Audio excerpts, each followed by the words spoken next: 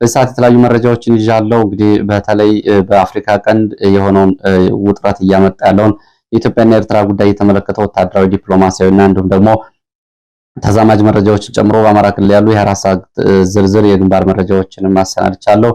የድሮን ጥቃቶችንም የተመለከቱ እንደዚሁ መረጃዎችንም እንደዚሁ በአካትቻለሁ። በተለያዩ አካባቢዎች ያሉ መረጃዎችን እየተከታተላችሁ አብራችሁ እንድትቆዩ በአክብሮት ጋብዛለሁ። እንግዲህ በዚህ የመረጃ ሰዓታችን በአማራ ክልል የተለያዩ አካባቢ ያሉ የግንባር ዝርዝር መረጃዎች እንዲሁም ደግሞ ከሱዳን እስከ መቀሌ አዳዲስ መረጃዎች ተሰምተዋል፣ ኤርትራን አቋርጦ። እነዚህን ጨምሮ የተለያዩ መረጃዎችን በዚህ ሰዓት ወደ እናንተ አደርሳለሁ። እናንተም እንደተለመደው ላይክ፣ ሼር፣ ሰብስክራይብ እያደረጋችሁ አብራችሁ እንድትቆዩ ነው በአክብሮት የምጋብዛችሁ። እንግዲህ ወደ መረጃዎቹ ከመሄዴ በፊት ግን አንድ ጉዳይ አሁንም አልተቀረፈም። ይሄ ጉዳይ ለአማራ የህልውና ትግል ብሎም ደግሞ ለፋኖ አጠቃላይ ከአማራ ህዝብ ጋር ያለው ቁርኝት ፈተና የሆነ ጉዳይ ነው። ይህን ጉዳይ በተደጋጋሚ ሲነሳ ነበር። የፋኖ ውስጣዊ እንቅፋቶች ከሆኑት ውስጥ ፋኖ ከሚኖርበት ባህር ከራሱ ከህዝቡ ጋር የሚያጋጩት የተለያዩ የዲሲፕሊን ግድፈቶች በተደጋጋሚ ሲነሱ ቆይተዋል። ይህ ጉዳይ እንግዲህ በተለይ በህዝብ ላይ የሚደርሰው ግፍና ሰቆቃ የሚቆመው ፋኖ አንድ ሲሆን አንድ ተዋረዳዊ እዝ ወታደራዊና ፖለቲካዊ ሰንሰለት ሲኖረው ነው በሚል እንግዲህ ብዙ ነገሮችን እያዩ ለማለፍ እንዲሁም ደግሞ ከህልውና ትግሉ በታች ናቸው አንዳንዶቹ ጉዳዮች በማለት ብዙ ጉዳዮችን እንዲሁም በሚዲያ ትኩረት ላለመስጠት ሲሞከር ነው የቆየው።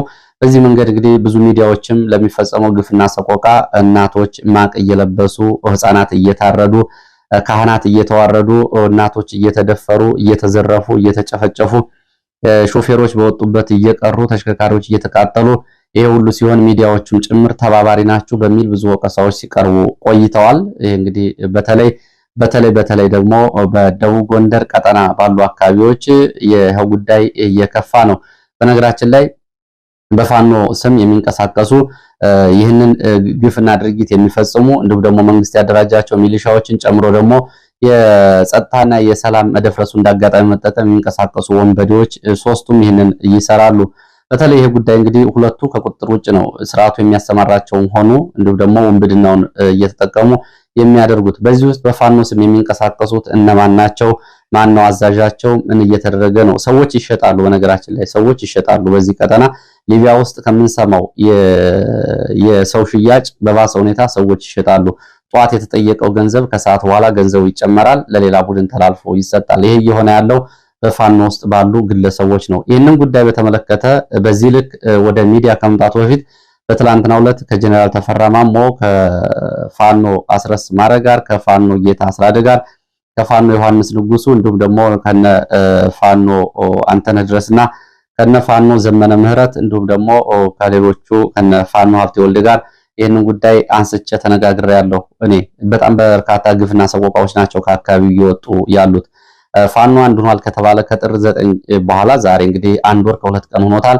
ዛሬም የፋኖ አመራሮች እርስ በርስ ግድያ ተፈጽሟል ስማዳ ውስጥ። ይህንን ጉዳይ ጨምሮ ደብረታቦር ከተማ፣ እስቴ፣ በዚህ መስመር ወረታ፣ አለምበር፣ አለምሳ ጋር የሚፈጸሙ ግፍና ሰቆቃዎች በፋኖ ስም በተደራጀ የክፍለ ጦር በብርጌድ እንዲሁም ደግሞ በፋኖ አመራር ስም በሚፈጸሙ ግፍና ሰቆቃዎች በተመለከተ መቼ ይቆማሉ?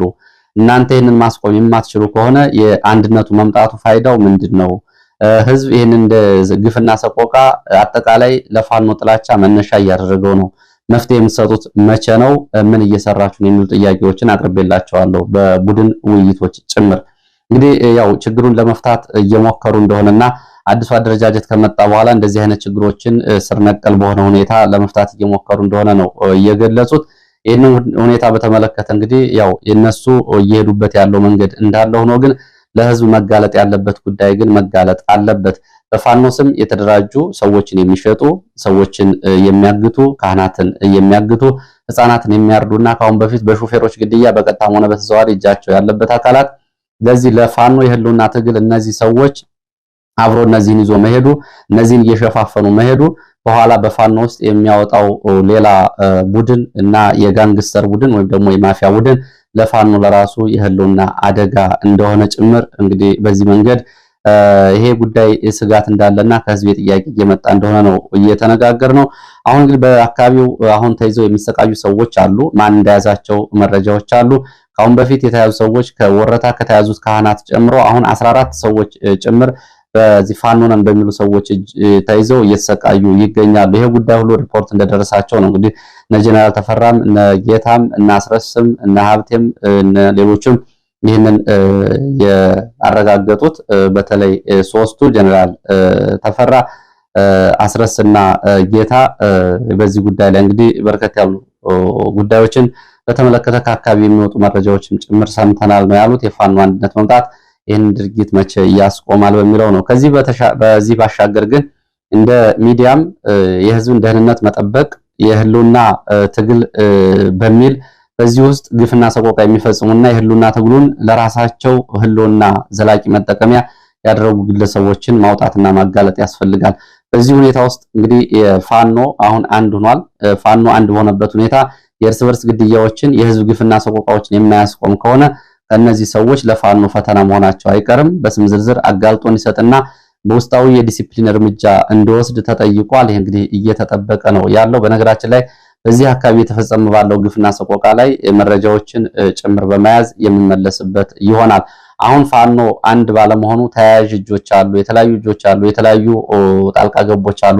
የፋኖን አንድነት ከዚህ ጋር በተያያዘ ካሁን በፊት ሲፈጸሙ በነበሩ ዝርፊያዎች፣ የሚሊሻም ዝርፊያ እንዲሁም የወንበዴዎች ዝርፊያም በፋኖ ውስጥም የሚንቀሳቀሱ ዘራፊዎች የሚያደርጓቸው ለዚህ እንቅፋት ተደርገውና የተለያዩ የተጋላጭ ፕሮፓጋንዳ አደጋ እንዳይሆኑ የነበረ ሁኔታ ጊዜው አብቅቷል። አሁን ፋኖ አንድ ሆኗል። የሚጠየቅ በዲሲፕሊን የሚመራ እንዲሁም ደግሞ መነሻና መዳረሻውን የሚያውቅ ሰራዊት መገንባት የአዲሱ የፋኖ ኃይል ግዴታ ነው የሚሆነው። እየተዝረከረቁ ህዝብ እየተበደለ እናት ጥቁር እየለበሰች ህፃናት እየታረዱ ካህናት ከቤተ ክርስቲያን ተጎተው እየተወሰዱ ሰዎች ከከተማ ተይዘው እየታገቱ ጥናት እየተሰራ ከብልጽግና ሚሊሻዎችና ከብልጽግና የጸጥታ ሰዎች ጋር እንደዚሁ ሰዎችን የሚሸጡ ሰዎች በፋኖ ስም የሚንቀሳቀሱበት ጊዜ ማብቃት አለበት።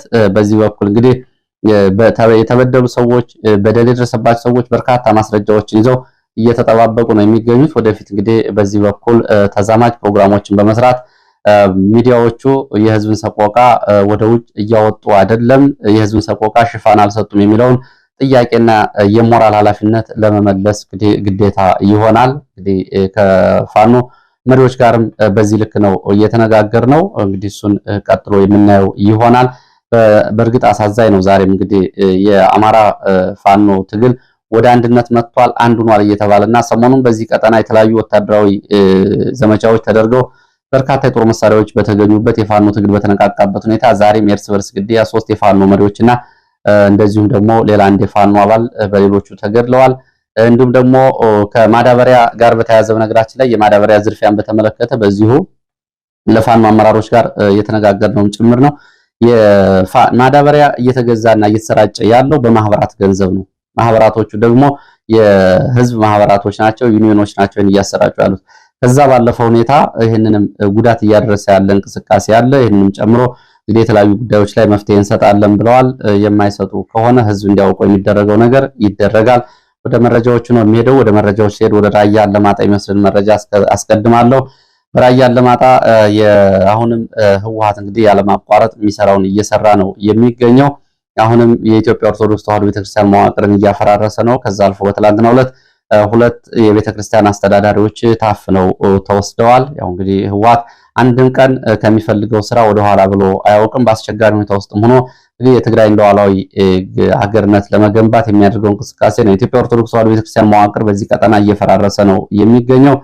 በራያ ሀገረ ስብከት በራያ አላማጣ 2 የደብር አስተዳዳሪ የሃይማኖት አባቶች በትላንትናው ዕለት ታፍነው ተወስደዋል። በታጣቂዎቹ ታፍነው የተወሰዱት የደብር ካህናት እንግዲህ ከየካቲት 9 ጀምሮ በየት እንደደረሱ እንኳ የታወቀ ነገር የለም። በዚህ ምክንያት አብያተ ክርስቲያናቱም እንደዚሁ ቅዳሴና ምህላ ጭምር አቋርጠዋል ነው የተባለው። እንግዲህ የጥምቀት በዓል በዚህ ዓመት በአላማጣ ከተማ አለመከበሩን ሁላችሁም ታስታውሳላችሁ። የሆነው ደግሞ የኢትዮጵያ ኦርቶዶክስ ተዋሕዶ ቤተክርስቲያን መዋቅር በመፍረሱና የተወገዘው የህወሓት ሲኖዶስ ቀጠናውን መቆጣጠሩን ተከትሎ ያው እንግዲህ ጥምቀት አልተከበረም። በትላንትናው ዕለት ከታገቱት መካከል የቅልሻ መድኃኔዓለም አስተዳዳሪ ሊቀ ስዩማን ካሳይ መረሳ እንዲሁም ደግሞ የአቡነ ገብረ መንፈስ ቅዱስ አስተዳዳሪ ቀሲስ በየነ ውዱ ትላንትና በታጣቂዎች ታግተው ተወስደዋል። እስካሁን ድረስ ያሉበት አልታወቀም። ከዚህ በፊት እንግዲህ በዚህ ሀገረ ስብከት የራያ ሀገረ ስብከት ባለፈው ግንቦት ከተቋቋመ በኋላ ከ212 በላይ አብያተ ክርስቲያናት በዚህ ቀጠና ከኢትዮጵያ ኦርቶዶክስ ተዋሕዶ ቤተክርስቲያን እንዲነጠልና በህወሓት የተቋቋመውን የትግራይ የመንበረ ሰላም የሚባለውን ሲኖዶስ እንዲቀላቀሉ ታጣቂዎች ተሰማርተው አብያተ ክርስቲያናት መዋቅሮቹን፣ ጽሁፎቹን፣ ማህተሞችን እንዲሁም ደግሞ የኢትዮጵያ ኦርቶዶክስ ተዋሕዶ ቤተክርስቲያን ምልክት ያለባቸውን ንብረቶች መውሰዳቸው ይታወቃል። እንግዲህ ይሄ ወደ ህወሓት ነፃ ሀገር ሂደት የሚያሳይ ነው። ሌላ ማስረጃ አያስፈልገውም። በነገራችን ላይ አስተያየቶች ሰጣችሁ ተመልክቻለሁ። በህወሓት ጉዳይ እንደ ሚዲያም እንደ ግለሰብም ተሳስተህ አታውቅም የሚል አስተያየት ተመልክቻለሁ። እኔ የሆነ ያለውን ብቻ ነው የምናገረው። ህወሓት የሚሰራውን ብቻ ነው እየተናገርኩ ያለሁት። እነሱም ዓላማቸውን ያውቃሉ። እነሱም አንድ ቀን በዓላማቸው ዝንፍ ብለው አያውቁም። አሁንም ነፃ ትግራይ ለመመስረት እንዲሁም ደግሞ ወልቃይት ራያና አካባቢዎችን ለመንጠቅ እየተንቀሳቀሱ ያሉት ከየትኛውም ኃይል ጋር ቢተባበሩ ይህንን ለማድረግ ካልሆነ በስተቀር ሌላ ዓላማ እንደሌላቸው ራሳቸው በግልጽ የተናገሩት ነው። ይሄ መሳሳት ያለ መሳሳት ጉዳይ አይደለም። እነሱም ዓላማቸውን ያውቃሉ፣ የሚሰሩትን ያውቃሉ። ሌላውን ለምን እንደሚጠቀሙበትና ለምን አጋር እንደሚያደርጉትም ራሳቸው በውል ያውቁታል። ሌላው እንደዚሁ መረጃችን ወደ ትግራይ የሚወስድና በትግራይ ያሉ መረጃዎችን የሚያሳይ ነው። እነ ጀነራል ታደሰ ወረደ እና እነ ደብረጽዮን የተለያዩ ንግግሮችን አድርገዋል በትላንትናው ዕለት። ከዛ ባሻገር በትግራይ ድንበር አቅራቢያ መከላከያ ሰራዊት መጠጋቱን ተከትሎ የትግራይ ታጣቂዎችም ወደ የግንባሩ እንደዚሁ መጠጋታቸው ታውቋል። የትግራይ ተዋጊዎች እና የትግራይ ታጣቂ አዛዦችን፣ ዲፕሎማሲያዊ ተቋማትን እንዲሁም ደግሞ ዲፕሎማቶችና ወታደራዊ ባለስልጣናትን ጠቅሶ ይህንን ዘገባ የዘገበው የፈረንሳዩ ዜና አገልግሎት ነው። የኤርትራ ወታደሮችን መለዮ በመልበስ ወደ ትግራይ መግባታቸውን በስለላና በደህንነት ስራ ላይ መሰማራታቸው እንደዚሁ የትግራይ ተቃዋሚዎችን ጨምሮ አረጋግጠውልኛል ሲል ነው ይሄ የፈረንሳይ ዜና አገልግሎት የዘገበው። ይህ እንግዲህ በተከታታይ ሰሞኑን በዘገባ እንደሰማችሁት ከኢትዮጵያ የትኛውም አካባቢ በሚባል ደረጃ ከመካከለኛው ሰሜን ኢትዮጵያ አካባቢ በአማራ ክልል ከነበሩ አንዳንድ አካባቢዎች ወደ ድንበር አካባቢ ወደ ትግራይ ጫፍ አካባቢ እንደዚሁ ደግሞ ከወለጋና ከተለያዩ አካባቢዎች ጨምሮ ከመላው የኢትዮጵያ አካባቢዎች በሰሜን ምስራቅ በመካከለኛው ሰሜንና እንደዚሁ ደግሞ በሰሜን ምዕራብ ኢትዮጵያ ኃይል እየተጠጋ መሆኑ ይታወቃል። ይህንን ነው እንግዲህ ፈረንሳይ ዜና ወኪል ያረጋገጥ ነው ብለው ይዘውት የወጡት ዘገባ። ሌላው ጀነራል ታደሰ ወረደ ትግራይ የጦርነት ደመና አንዣቧል ብለዋል። ይህንን የጦርነት አደጋ ለመቀልበስ የሰላም መንገድ አማራጭ ይሆናል። ሆኖም ግን አሁንም ይሄ ያንዣበበውን ጦርነት ግን ለመመከትና ራሳችን ህልውናችን ለማስከበር አሁንም አናንስም የሚል ንግግር ነው እያደረጉት። የሰላም አማራጩን አልገፋነውም፣ ጊዜው አልተዘጋም፣ አሁንም ጊዜ አለ የሚል ንግግር ሲያደርጉ እንግዲህ ያው ወታደራዊ ዝግጅታቸውን በተመለከተ ከታች ሌሎች መረጃዎች አሉ። ከዚህ ጋር በተያያዘ ደብረ ጽዮንም እንደዚሁ አሁንም እንመክታለን፣ ህልውናችን ጥሶ ለሚጠጋን የትኛውም አካል አስተማማኝ ምላሽ እንሰጣለን፣ ለከባድ የትግል አማራጭ ህዝቡ መዘጋጀት አለበት የሚል ጥሪ አቅርበዋል። እንግዲህ ትናንትና የህወሓት 51ኛ ዓመትን ምስረታን አስመልክቶ ባደረጓቸው ንግግሮች ነው ይሄን እያሉ ያሉት። ከነ ደብረ ጽዮን በሌላ በኩል የተሰለፉ የቀድሞ የህወሓት ባለስልጣናት ደግሞ እንደነ ኬሪያ ኢብራሂም፣ እንደነ ጀነራል ጻድቃን፣ እንደነ ጌታቸው ረዳ ያሉት ደግሞ የተለያዩ ንግግሮችን እያደረጉ ነው ያሉት። ወይዘሮ ኬሪያ ኢብራሂም ጀነራል ታደሰ ወረደ ስልጣኑን በህወሓት ተነጥቋል፣ ህወሓትም እንደዚሁ የሻዕቢያ መፈንጫ ሆኗል፣ ስለዚህ በትግራይ አስቸኳይ ጊዜ አዋጅ መታወጅ አለበት፣ የትግራይ እንደዚሁ በዚህ መንገድ የፌደራል መንግስቱ እርምጃ መውሰድ አለበት የሚል ንግግር እያደረጉ ነው የሚገኙት። ይህንን እንግዲህ ለመንግስት ሚዲያዎች ነው ይህን እየተናገሩ ያሉት። ይሄ የትግራይ ሁኔታ በዚህ ባለበት ሁኔታ ከጥር 26 እስከ የካቲት 9 ድረስ ከኤርትራ በኩል በርካታ ተሽከርካሪዎች ወደ ትግራይ ገብተዋል የሚሉ መረጃዎች ወጥተዋል። ተሽከርካሪዎቹ ትራንስ ተብሎ የሚጠራው የህወሓት ካምፓኒ ተሽከርካሪዎች ሲሆኑ ዋና ዓላማቸው ሎጂስቲክስ፣ ሰራዊትና የጦር መሳሪያዎችን እንደዚሁ ማጓጓዝ ነው። አንዳንዶቹ ሱዳን ድረስ በመሄድ የጦር መሳሪያዎችን ወደ ትግራይ ስለማስገባታቸው የወጡ መረጃዎች ያሳያሉ። ወታደራዊና ሎጂስቲክ ያጓጉዛሉ። እንቅስቃሴያቸው የቀንና የማታ ነው ተሽከርካሪዎቹ የሚሉት የመረጃ ምንጮች መነሻቸውን ከመቀሌ መዳረሻቸውን ደግሞ እስከ ሱዳንና ኤርትራ ያደረጉ ተሽከርካሪዎች ጥር 28፣ ጥር 29፣ ጥር 30 ጨምሮ ተከታታይ እንደዚሁ ከውጭ በውል ያልታወቁ ወታደራዊ ሎጂስቲኮችን አጓጉዘዋል። እንዲሁም ደግሞ ከትግራይ አንዳንድ አካባቢዎችም ወደ ደቡባዊ ትግራይ እያሉ ወደሚጠሩት የራያ ቀጠና እንዲሁም ደግሞ ወደ ሰሜን ምዕራብ የተከዜ የትይዩ አካባቢዎች ሰራዊት እና ሎጂስቲክ አጓጉዘዋል። ዛሬም እንግዲህ ተሽከርካሪዎች እንደዚሁ ከመቀሌ ወደ አዲግራት አቅጣጫ በብዛት ባዷቸውን ሲሄዱ ታይቷል። ይህም ከባለፈው ሳምንት ጋር ሲነጻጸር ተመሳሳይ ጦር መሳሪያዎችን ለመጫን ብለዋል። እንደ አንዳንድ የመረጃ ምንጮች በሁለቱ አቅጣጫዎች ከኤርትራ በኩል በራማ በኩልና እንደዚሁም ደግሞ በዛላምበሳ በኩል ባለፉት 12 ቀናት ከ40 በላይ ተሽከርካሪዎች ወደ ኢትዮጵያ ስለመግባታቸው ይገልጻሉ። እነዚህም እንግዲህ ከኢትዮጵያ ወጥተው ሱዳን ደርሰው የተመለሱ ስለመሆናቸው የሚገልጹ መረጃዎች ናቸው ያሉት። ወደ ሌሎች መረጃዎች ሲሄድ ኤርትራ ጦሯን እንድታስወጣ በኢትዮጵያና ኤርትራ እንደዚሁም ፊት ለፊት ጠረጴዛ ላይ እንዲቀመጡ ኢትዮጵያ ሽምግልና መላኳን የሚገልጹ መረጃዎች ወጥተዋል። ባለፈው የሳውዲ አረቢያ ምክትል የውጭ ጉዳይ ሚኒስትር ወደ አስመራ ተጉዘው ይህንን ጉዳይ አንስተዋል። ከኤርትራ በኩል የኤርትራ ጦር በኢትዮጵያ ውስጥ እንደሌለ ምላሽ መሰጠቱን የመረጃ ምንጮች ገልጸዋል። በሚቀጥለው ሳምንትም የቱርክ የውጭ ጉዳይ ሚኒስተር ወደ አስመራ እንደሚያቀኑ መረጃዎች ጠቁመዋል።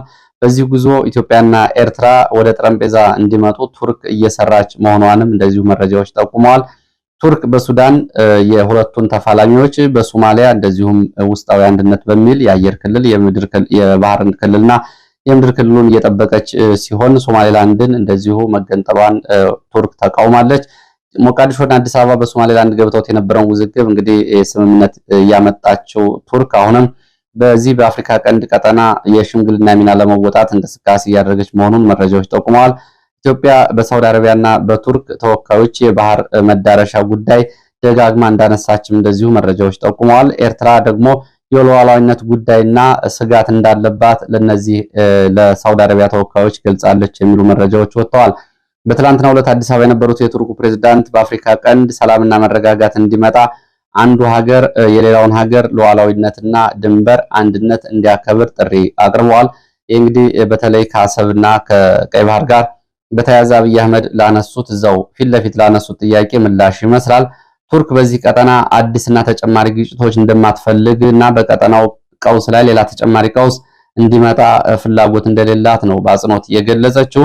ይህንን በተመለከተ አብይ አህመድ ደግሞ ቱርክ ከኢትዮጵያ ጎን በመሆን የባህር በር ለማግኘት ኢትዮጵያ ለምታደርገው ዲፕሎማሲያዊ እንቅስቃሴ ቱርክ ከጎኗ እንድትቆም ፊት ለፊት ጥሪ አቅርበዋል።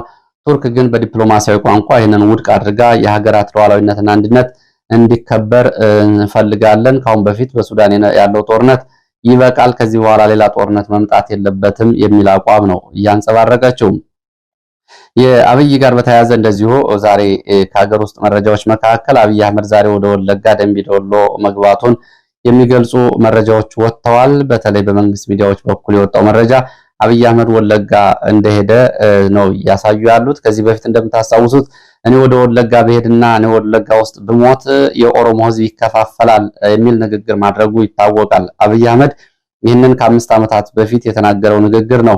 ከዛ በኋላ በኦሮሞ ፖለቲካ ውስጥ ከፍተኛ ሽኩቻ እንደነበር ባለፈው የወጡ መረጃዎች ወደ እናንተ መድረሳቸው ይታወቃል። እንደምታስታውሱት ይሄም ላለፉት 5 እና 4 ዓመታት በአብይ አህመድ ሁነኛ የደጋፊ የሆነውና አብይ አህመድም ከፍተኛ ስልጣን እንዲይዙ ፈቃድ የሰጣቸው የሸዋ ፖለቲከኞች አሁን በወለጋ ፖለቲከኞች እንዲለወጡ አብይ አህመድ እንቅስቃሴ እያደረገ ነው የሚል ነው።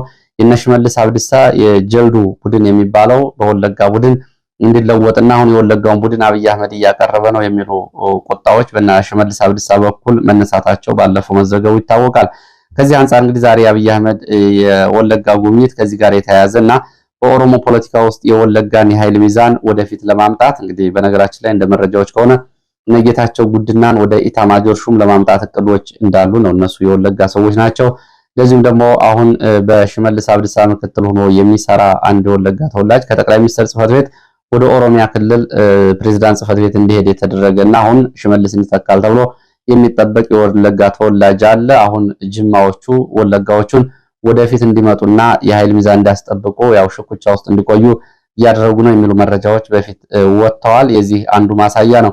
ከዛ ውጭ የወለጋው ጉዞ እንግዲህ ወለጋ ላለፉት 5 ዓመታትና 6 ዓመታት በነበረው ጦርነት አሁን ወለጋ ሰላም ነው የሚለውን ለማሳየትም ያለመ ጉዞ ነው የሚመስለው። ወደ ሌሎች መረጃዎች ሄዳለሁ።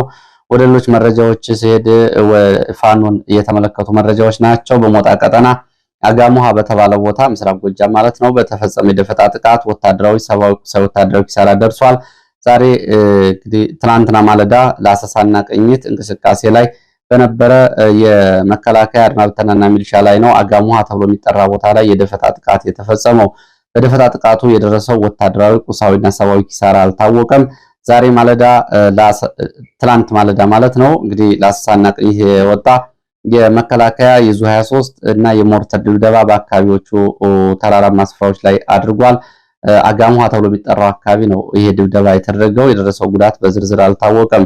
ሌላው የፋኖ ሰራዊት ግንባታን የተመለከተ ነው። ፋኖ ሰራዊት ግንባታ ላለፉት ቀናት በአራት የተለያዩ ቦታዎች የአካል ብቃት፣ የትግል ስትራቴጂ፣ ተግባር፣ የንድፈ ሐሳብ ትምህርቶችን የወሰዱ በርካታ የፋኖ ምልምል ሰልጣኞችን ማስመረቁን መረጃዎቹ ገልጸዋል።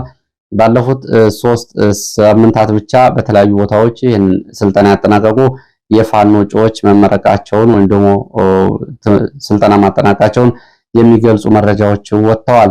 ሌላው የድሮን ጥቃትን የተመለከተ ነው። በነገራችን ላይ በድሮን ባለፉት 3 ዓመታት በአማራ ክልል ጦርነት ከተጀመረ ወዲህ የተፈጸሙ ያሉ የድሮን ጥቃቶችና ድብደባዎችን ለመመዝገብ እየሞከርኩ ነው። እንግዲህ የድሮን ድብደባ ሪከርዶች በተጨማሪ እንግዲህ በዚህ ባሳለፍነው ሳምንትም በሸዋ የተለያዩ አካባቢዎች የድሮን ድብደባዎች ተፈጽመዋል። ትላንትና ከትላንት ወዲያን ጨምሮ በተፈጸሙት የድሮን ድብደባዎች በንብረት ላይ ጉዳት ደርሷል። በሸዋ ቀጠና በሁለት ቦታዎች ላይ ነው ድሮን ድብደባ የተፈጸመው በተከታታይ ቀናት። ጥቃቱ ተቋማት አውድሟል። ሰላማዊ ሰዎች ህይወት ላይ እንደዚሁ ጉዳት አድርሷል። ንጹሃን ተገድለዋል። አንደኛው የድሮን ጥቃት የተፈጸመው በይፋት ቀውት ወረዳ አያበር ተብሎ የሚጠራ ቦታ ላይ ሲሆን በዚህ ጥቃት 8 ሰዎች ሙትና ቁስለኛ ሆነዋል። በጥቃቱ ህፃናትና ሴቶች ጨምሮ እንደዚሁ ሰላማዊ ሰዎች ጉዳት ደርሶባቸዋል። ሁለተኛው የድሮን ጥቃት የተፈጸመው ደግሞ አንጾኪያ ገምዛ ወረዳ ዋሻ ገነት ተብሎ የሚጠራ ቦታ ላይ ነው። በዚህ በህዝብ ትምህርት ቤት ላይ በተፈጸመ የድሮን ጥቃት ትምህርት ቤቱ ጉዳት ደርሶበታል ነው የተባለው። በሰዎች ላይ የደረሰ ጉዳት የለም። ቀደም ብሎ ጥር ወር መጨረሻ ላይም እንደዚሁ ወከፍሌ ተብሎ በሚጠራ ቦታ ኤፍራታ ግድብ ላይ በተፈጸመ የድሮን ጥቃት ንብረትና በሰው ህይወት ላይ ጉዳት ደርሷል። እንግዲህ ከጥር መጨረሻ እስከ የካቲት 10 ድረስ ባሉት ቀናት በዚህ ቀጠና በሸዋ 5 ጊዜ ድሮን ጥቃቶች መፈጸማቸውን መረጃዎቹ ይገልጻሉ። ያው እንግዲህ በርካታ ድሮን ጥቃቶች ተፈጸሙት በዚህ ባሳለፍነው የካቲት 4 ደብረ ታቦር ነው። ከዛ ትይዩ በተለያዩ አካባቢዎችም የድሮን ጥቃቶች መፈጸማቸው ነው የታወቀው። ወደ ሌሎች መረጃዎች ሲሄድ ወደ ወረኢሉ የሚወስድን መረጃ ማስከትለው በወረኢሉ አቅራቢያ በተደረገው ውጊያ ቁጥር በአሃዛዊ መረጃ ያልታወቀ ሰብአዊ ቁሳዊና ወታደራዊ ኪሳራ ደርሷል። ለሰዓታት የቡድን መሳሪያ በመታገዝ በተደረገው ውጊያ ነው ይሄ ጉዳት የደረሰው። በሰብአዊ ቁሳዊና ወታደራዊ ኪሳራ ላይ የደረሰው ዝርዝር ጉዳት አልታወቀም የሚሉት የመረጃ ምንጮች በዙ 23 በሞርተር በድሽቃ እንደዚህ መኖሪያ አካባቢዎች ጭምር ድብደባ ተደርጓል። በዚሁ ምዕራብ ወሎ አማራ ሳይንት ቀጠና እንደዚሁ ጓሜዳ ተብሎ የሚጠራ ቦታ የደፈጣ ጥቃትና የግንባር ውጊያ ተደርጓል። ከዚህ በተጨማሪ እንደዚሁ መሃል ሳይንት ወደ አጅባር ከተማ አቅራቢያ የጎዳ ተብሎ የሚጠራ አካባቢ ለሰዓታት የቆየ ውጊያ መደረጉን የወጡ መረጃዎች ያሳያሉ። በዚህ እንግዲህ ለአጭር ጊዜ በቆየው ውጊያ የደረሰው ጉዳት በዝርዝር አልታወቀም። ወረኢሉ አቅራቢያም ወረኢሉና ሰኞ ገቢ አቅራቢያ በነበሩ ውጊያዎችም የደረሰው ዝርዝር ጉዳት አልታወቀም። ከዚህ ባሻገር በደቡብ ወሎ ምዕራብ ቀጠናዎች በሚባሉት ወረዳዎች እንደ ወግዲ ጃማን ጨምሮ አማራ ሳይንት እና መቅደላ አካባቢ የተለያዩ የጦር ወንጀሎች እየተፈጸሙ እንደሆነ መረጃዎች ያሳያሉ። ሴቶች አስገድዶ መድፈር ተፈጽሞባቸዋል። በወታደሮች የፋኖ ደጋፊ ናቸው በሚል መኖሪያ መንደሮች እንዲቃጠሉ ተደርገዋል። የፋኖ ደጋፊ በሚል ንብረት እንዲወድምና ሰዎች ደግሞ እንዲገደሉና እንዲደበደቡ መደረጉን የወጡ መረጃዎች ያሳያሉ። እንግዲህ እነዚህ ለዚህ ሰዓት ያስኳቸው መረጃዎች እነዚህ ናቸው። አሁንም ግን መግቢያ ላይ ያነሳሁትን ጉዳይ በተመለከተ የፋኖ ትግል ውስጣዊ እንቅፋቶች እንግዲህ በተለይ የፋኖን አንድ መሆንና በተለይ እንደዚህ አይነት የውስጥ ዲሲፕሊኖችን ማስተካከል የፋኖን ትግል ከእንቅፋትነት ለመታደግ ተግባራዊ መደረግ ያለበት ተግባር ነው። አሁን ለፋኖ ፈተና የሚሆነው ውጫዊ ኃይል፣ አየር፣ ድሮን ወይም ደግሞ መካናይዝድ መሳሪያ አይደለም። የፋኖ ውስጣዊ ችግር የሚሆነው አንድ የእርስ በርስ ውስጣዊ አንድነት፣ ሁለተኛ ደግሞ ከራሳቸው ህዝብ ላይ ስንቅ፣ ትጥቅ እንዲሁም ደግሞ ሌሊትና ቀን ከለላ እየሰጠ ካለው ህዝብ ጋር ያለው መስተጋብር ነው። በዚህ በኩል እንግዲህ የፋኖ አንድነት ወደ አንድ ከመጣ በኋላ እነዚህ ችግሮች ከሞላ ጎደል ብዙ አካባቢዎች ላይ ተቀረፉ ቢሆንም በደብረ ታቦር ቀጠና ግን አሁንም ችግሩ ተባብሶ እንደቀጠለ ነው። በዛሬ ሌሊት እንኳን የፋኖ የክፍለ ጦር አመራሮች መገደላቸው ነው በርስ በርስ እየታወቀው። ይህንን በተመለከተ እንግዲህ አስቸኳይ መፍትሄ ካልተሰጠ የፋኖ ትግል ወደ ውጭ ሳይሄድ የድሮንም እንዲሁም ደግሞ የአየር የመካናይዝድ የፊት ለፊት ውጊያ አደጋ ሳይገጥመው ከውስጥ ራሱን በልቶ ይጨርሳል። ይሄ ካሁን በፊት እንግዲህ በተለያየ መንገድ ፋኖ አንድ ሲሆን ችግሩ እንዲፈታ ሲቀርቡ የነበሩት ቦታዎች አሁን ወደ ተግባር መለወጥ አለባቸው። ለሰዓት የነበሩ መረጃዎች እነዚህ ናቸው። በሌላ ተመሳሳይ መርሃ ግብር እንገናኛለን።